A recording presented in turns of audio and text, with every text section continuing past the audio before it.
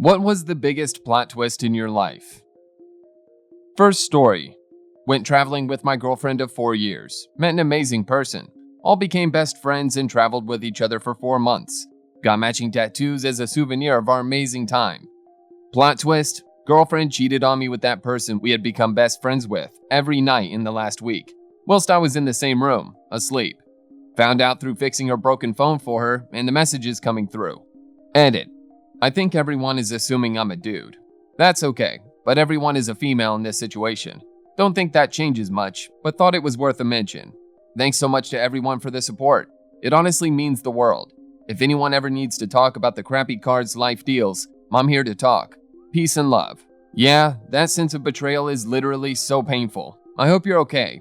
For me, I probably could have forgiven her texting someone else, but the fact that I was right there, like they could see me, someone I've loved for years and years, and someone who I considered a best friend and opened up to, could literally see me and were less than 5 feet away from me, as they did what they did, completely sober every night for a week, and could still look me in the eye every morning when we all woke up and went on our adventures. It makes me feel so violated. The problem is that I know it's horrible, but I haven't even managed to completely shut her out because of mixed feelings and her completely breaking down and getting messed up when I found out. Said she didn't know what she was doing, blocked that person on everything, and says she still loves me, and that she just lost sight of things for a while because of stress and her feeling like I didn't care anymore. I don't know what to think or believe, and I still love her, so I still see her. I guess that shows I'm weak more than anything. Second story. Had a best friend growing up who was also my neighbor. Siblings always said that I looked like him and that it would be funny if we did a DNA test. Years go by and we are both in our late 20s, and he on a whim does an Ancestry.com DNA swab. Turns out he matches with my family. He's my half-brother, and Dad had to explain a lot that day. Edit for more details. We both grew up together since we were babies. Him being 6 months younger than me, we had a lot in common. My parents eventually got a divorce when I was younger, and we both lived our lives. Fast forward to our late 20s, his father had passed away from cancer, and he wanted to find out some information about his DNA and medical risks. He went through Ancestry.com and swabbed his cheek. Apparently, when you do this, Ancestry.com automatically links your DNA with common relatives on the site. His linked to my cousin, who had also had her cheek swabbed. My cousin called my sister and was asking why this random person all of a sudden says that we are related. We called my father and asked him what the heck is going on. He admits that 30 years ago, he had an affair with my friend's mom, and he had no idea that this friend was actually his son. The mom regretted it happening and told her husband, who said no matter if you get pregnant, the child will be raised as my own. It is cool having a new brother that I have known my entire life already, so there is no awkward conversations when we talk. It has gotten to the point where we can laugh about it, but he certainly had to go through a tough time thinking that his father wasn't actually his birth father, especially finding out right after he passed. I told my mom about it after, and it was nice seeing her be relieved over 20 years after the divorce, that she wasn't crazy to not trust my dad, and she was right all along. Since we're all about equality here, I'm sure your friend's mom had a lot to explain that day. Anyway, I really enjoy that there was no bad blood between you and your best friend, neighbor, brother, and this brought your mother some peace and did not just create new and painful wounds. Best of luck to you and your family. Next story. Not a very happy one. I'll make it as short as possible. Met my bio dad when I was 23. After a couple of years, he invited me and my toddler son to come live with him as I was struggling financially. Wanted to put me in his will. His wife at the time suggested a paternity test to be sure. I get the mail-in, swab your cheek one. 6 weeks later, the results came back that he wasn't the dad. She kicked me out. I was homeless. Dropped my son off with his father and explained everything. Said, give me 3 months to work and save so I could get an apartment again. The father of my son claimed abandonment without telling me and got full custody. Plot twist, 2 weeks after that, bio dad's wife flipped out and in her moment of crazy, admitted her triumph of swabbing her own cheek and sending it under my name for the paternity test. We've since retested and he's my father. I realized over the years that a lot of women are jealous of their stepdaughter. My wife had a friend who was so mean to her stepdaughter that the poor kid left when she was 18. Then she played the victim because the girl left after all the good things she did for her. She was more upset by the fact that she lost her free babysitter. My wife took the girl's side and she hasn't spoken to her since then. The girl is doing pretty good now, going to school and working part-time in a store. I've seen you post your story more in depth before, and it hurts my heart every time I read it. I am so glad you are in a better place now. I wish you all the best and wish you continued happiness. Next story. I've posted this story before, but it seems relevant. I married a girl who implied she would harm herself if I left her. I hopped on a cavalcade of abuse and infidelity for 10 years, punctuated with her stints in an institution. I was so stressed out by her that I would literally get heart palpitations before she came home from any of these stays. Luckily, I was bailed out when she fell in love with her best friend and took off.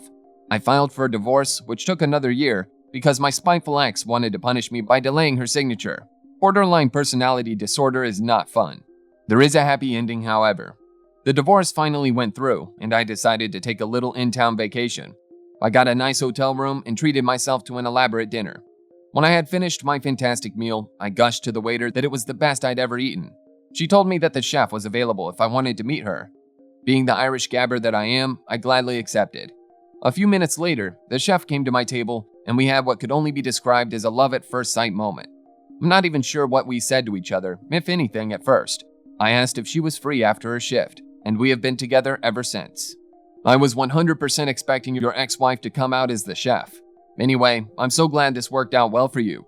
I have a very close friend who has BPD, and I can't help but feel for both her and her fiancé. At least she was able to see clearly enough that she needed help and got that help, and that she had a manageable, treatable case. I think one of the worst realities of life is that sometimes you have to cut your losses and look out for yourself, as bad as it may feel or as difficult as it may be. You can't change people unless they want to change themselves. Glad to hear you are well now and that you made it out of that abusive relationship. Next story. I was 19 and casually seeing a girl. Then one day, I found a lump in one of my testicles while I was taking a shower. Went to the doctor and it turned out that it was cancer and that they would have to remove it. Oh, and I would have to have at least 2 rounds of the most intensive chemo out there if I wanted to survive. There was also a very strong chance that I would be sterile for the rest of my life. Realizing that this was something that I might not survive, I ended things and dropped off the face of the planet for the girl I was seeing, as I didn't want to end up being the dead boyfriend. She found out what was going on though, and basically insisted that she be with me through it all. She came to every single 8 to 10 hour chemo session and helped me through recovery. Fast forward 6 years, and we are happily married with 2 kids, and our 3rd on the way. Damn, congrats. Who's the father? All jokes aside, that girl is a keeper for sure. I see cancer tear apart marriages that lasted 30 to 40 years plus. Next story.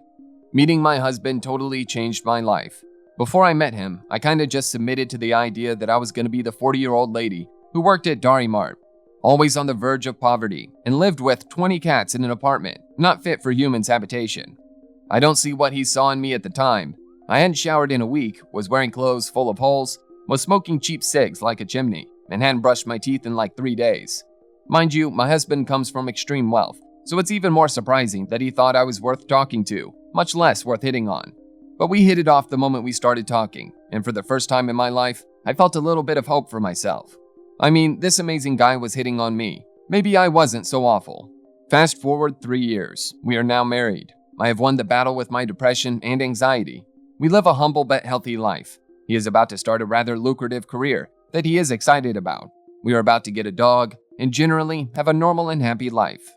Never in a million years thought I would be this happy. He spoils me like crazy and gives me hope during my rare dark moments. I know for a fact that he saved my life.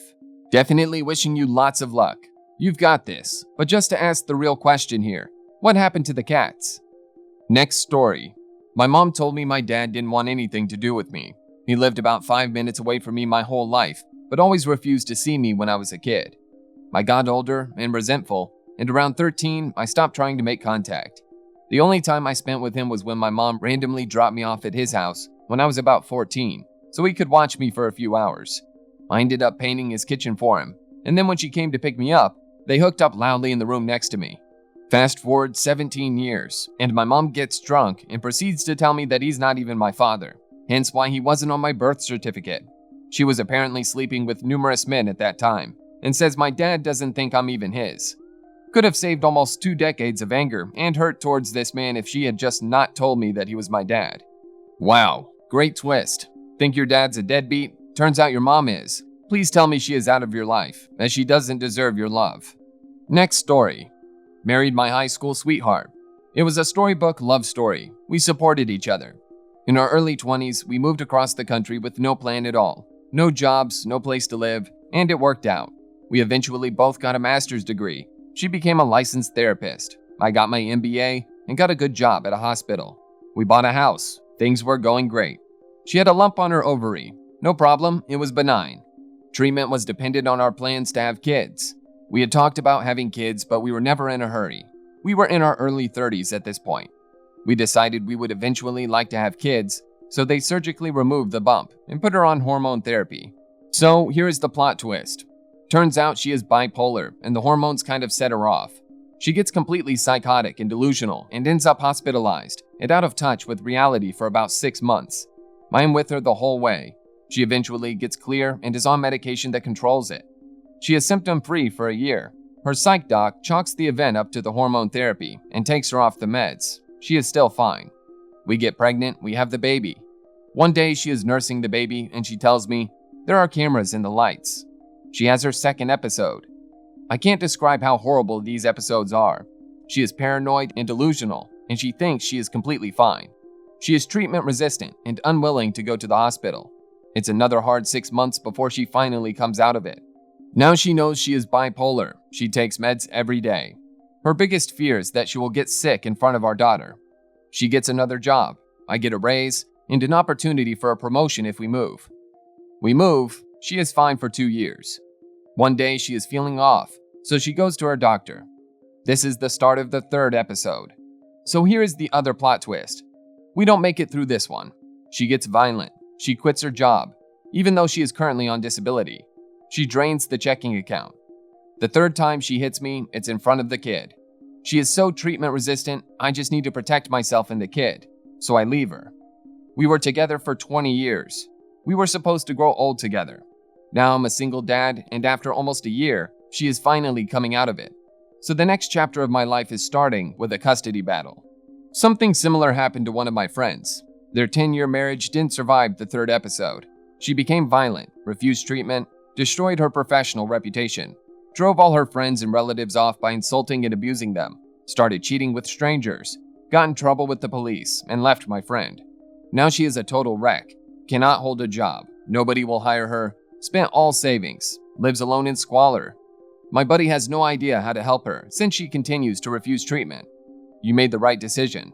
You are a strong man, and your daughter is lucky to have a father like you. Next story. Have by all accounts an amazing childhood, devoid of loss and tragedy, loving family, awesome vacations, great friends, etc. Plot twist, have depression.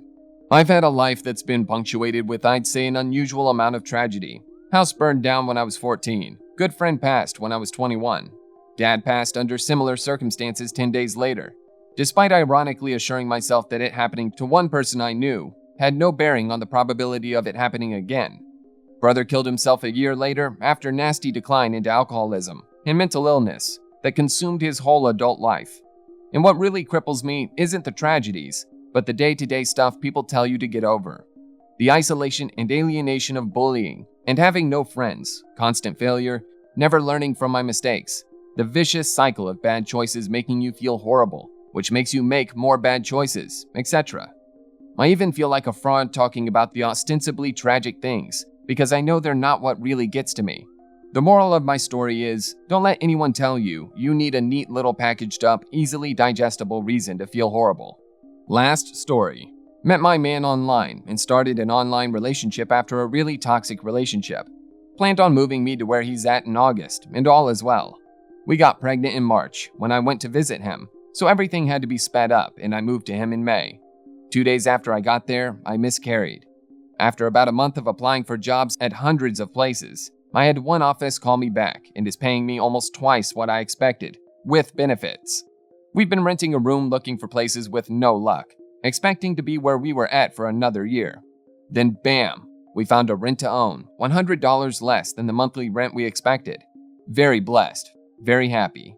You say very blessed, but it sounds like you've been putting in an awful lot of work into looking for jobs. After such a traumatic event, no less, and a place to stay, it's only right that things should turn out well. There you have it, guys. As always, thank you for making it till the end. See you on the next video.